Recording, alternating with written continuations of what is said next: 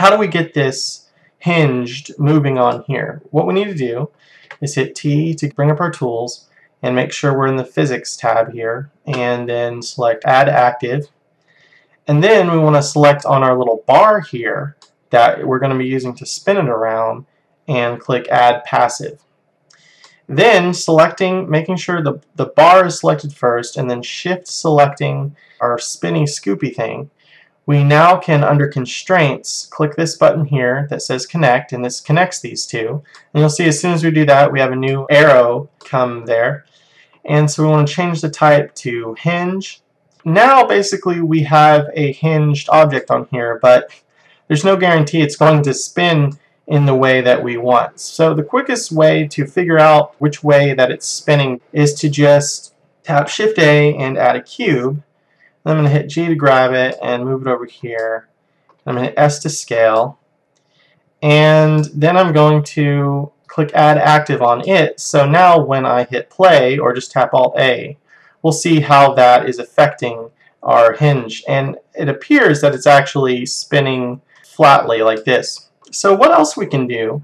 We can also select any object that has physics properties applied to it in Blender while the animation is playing and move it in real time to see how it affects the world. So if I hit play and then I hit G to grab this box here, you see I'm now actually using this to hit this thing here in real time. So you see that the hinge is mostly working in this way. So we've got to spin these axes around until our scooper is spinning the way we want.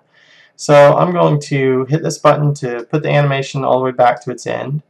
And then I'm going to select the arrows here. And I'm just going to go into front view by hitting 1. And I don't really know which way I need this to be, so I'm just going to mess around with it until it does what I want. So I'll tap Z to go into wireframe, R to rotate, Control to constrain, just to make sure that we are constraining it consistently.